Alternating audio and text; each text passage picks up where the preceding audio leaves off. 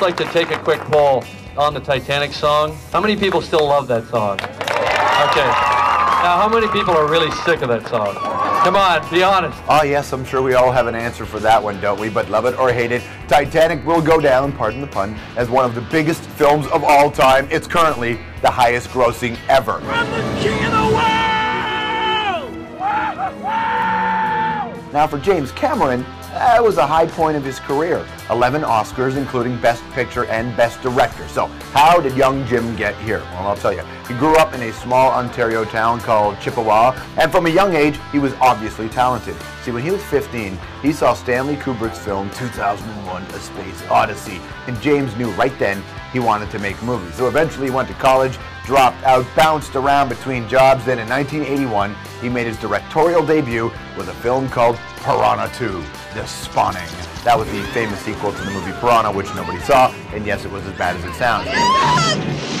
From there, he wrote the screenplay for Rambo, that's right, First Blood Part 2, which apparently Stallone completely rewrote. James also directed a film that catapulted his career and made a young man named Arnold Schwarzenegger a superstar. I'm talking The Terminator. Along the way, James wrote and directed another classic, Aliens, with Sigourney Weaver. Plus, there was The Abyss, True Lies, and he's had a hand in every Terminator sequel, including the upcoming Terminator Salvation. This is not the future my mother warned me about.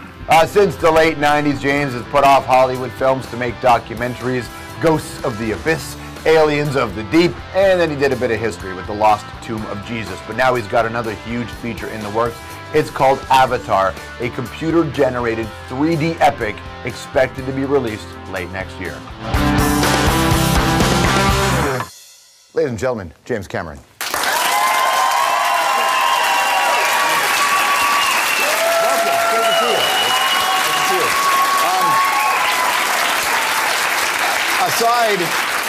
Aside from the fact that we share the same birthday, I'm fascinated by the fact that I didn't get my present. You didn't get a present? No. Nor did I get mine. I didn't make Titanic. I couldn't afford to.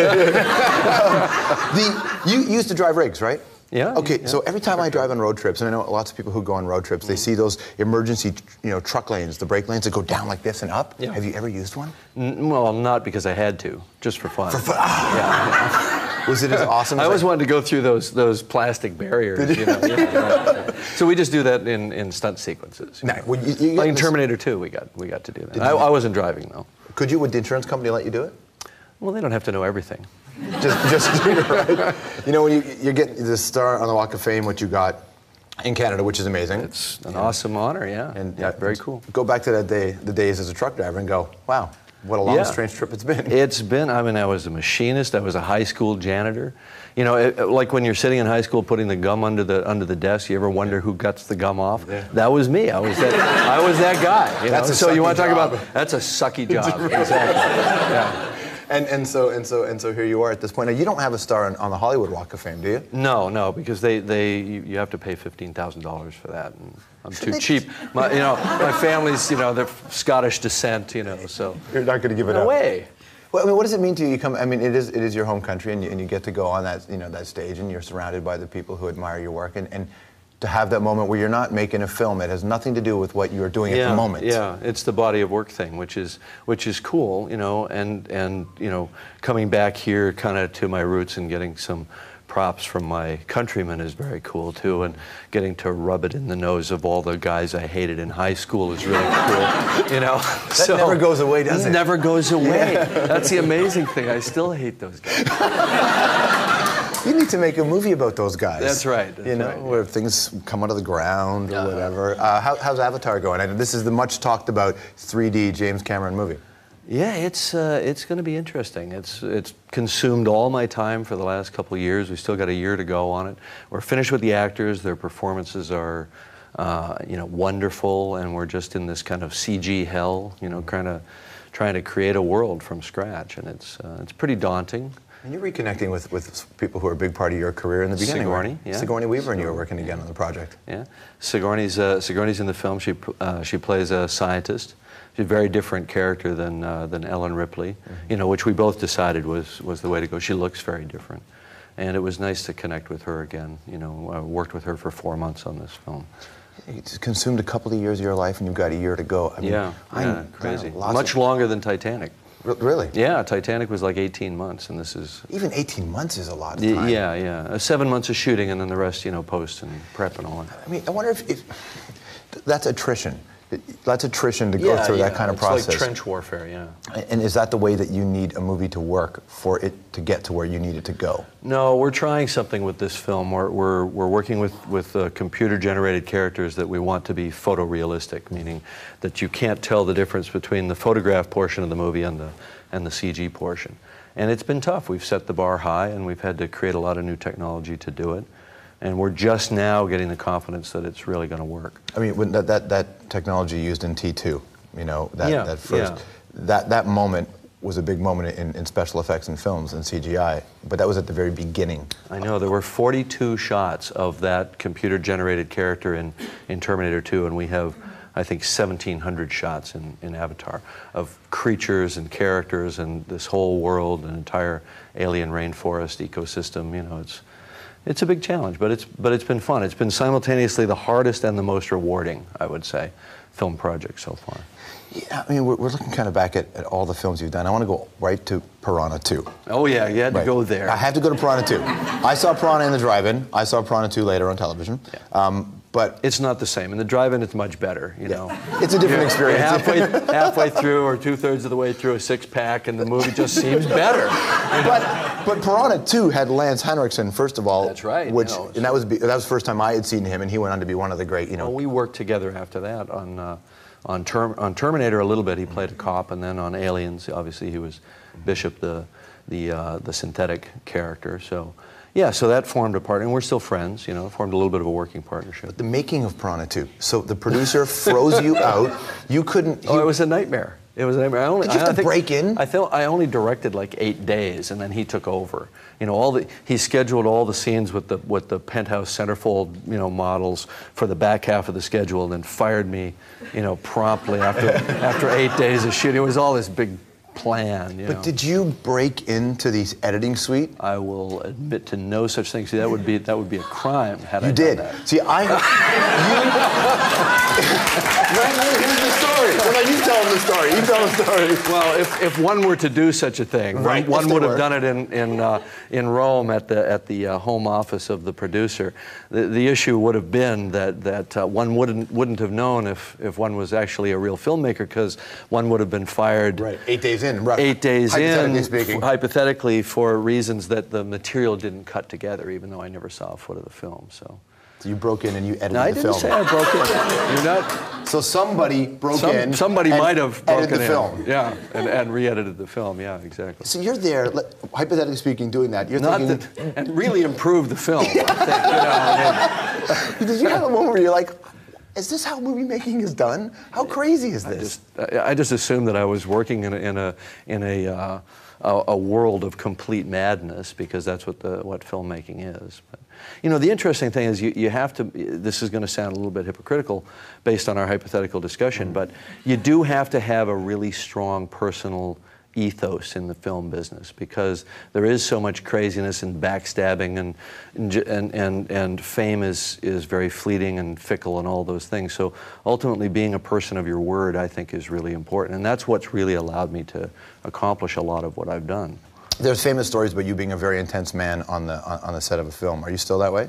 Yeah, I'd say so. I'm pretty passionate about what I do, and I try to inspire the other people working with me to give 100%. But you know, I think I've learned a lot from the expedition films that I made about kind of leadership and how you have to be with people, and you know, deriding them doesn't work. And the occasional times when I lapse back to that old behavior pattern, I'll apologize and say, look, I really value what you're doing and all that sort of thing. So you learn as you go along. I think I'm a good filmmaker, but I'm not a natural leader. I've had to teach myself that as I go along, because you are a leader when you're directing a movie. You're a leader. You're the captain of the ship, and everybody looks to you for some kind of guidance. And if you ever need proof of that, just get sick for one day and come back and see the chaos that ensues. You said captain of a ship. That's a nice way to take a break. When we come back, we'll talk about some of the more interesting stories, making some of the biggest films that James has made that you've seen. More with James Cameron when the hour returns.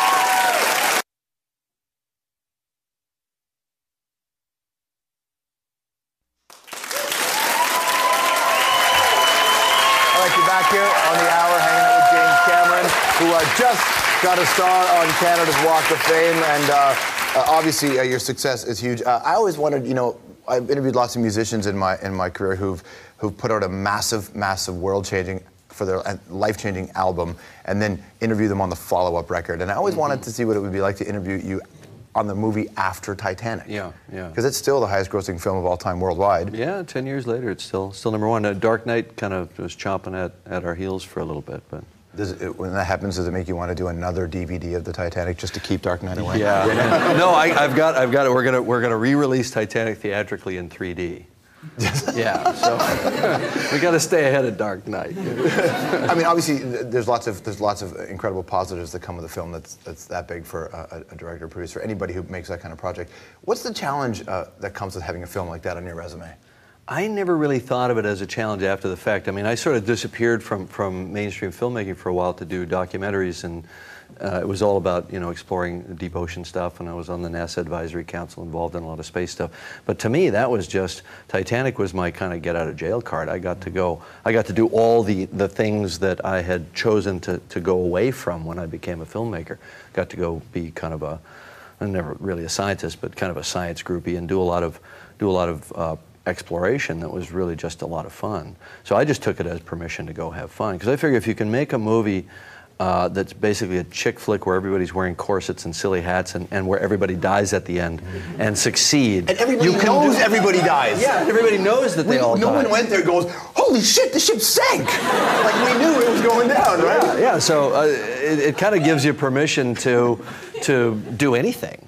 You know, you're talking about Ripley and Sarah Connor are two incredibly strong female characters, and whenever you hear people complain about how there aren't enough strong roles for women in Hollywood, the two that they point to that are, it's certainly in the action genre, and with all due respect to Lara Croft, but it's those two characters, it's Ripley and Connor. And that's something that do you intend to do that when you go to make a film? Yeah, absolutely. I mean, I made Aliens because I really dug Sigourney's character from the first film.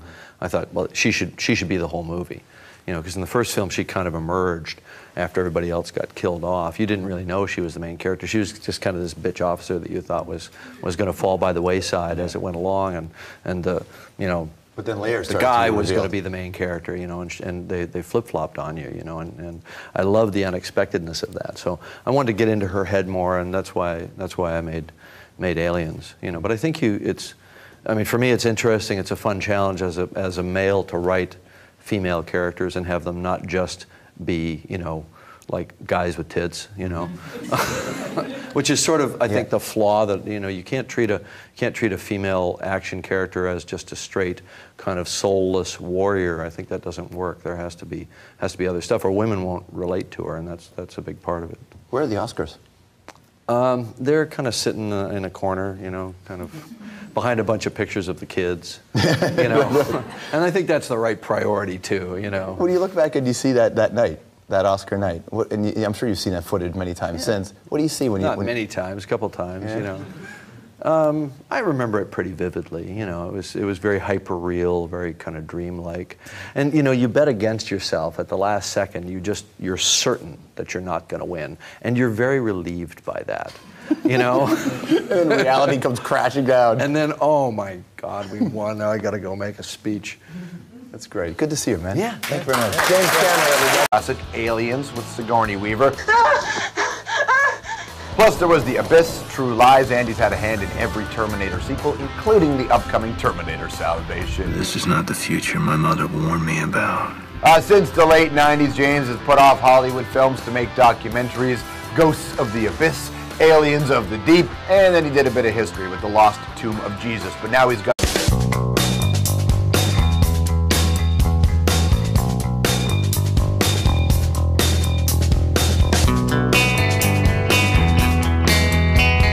I'd just like to take a quick poll on the Titanic song. How many people still love that song? Okay. Now, how many people are really sick of that song?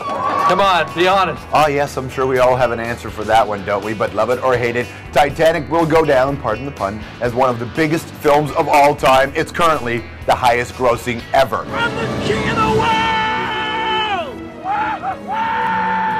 Now, for James Cameron, That was a high point of his career. 11 Oscars, including Best Picture and Best Director. So, how did young Jim get here? Well, I'll tell you. He grew up in a small Ontario town called Chippawa, and from a young age, he was obviously talented. See, when he was 15, he saw Stanley Kubrick's film 2001: A Space Odyssey, and James knew right then he wanted to make movies. So eventually he went to college, dropped out, bounced around between jobs. Then in 1981, he made his directorial debut with a film called Piranha 2: The Spawning.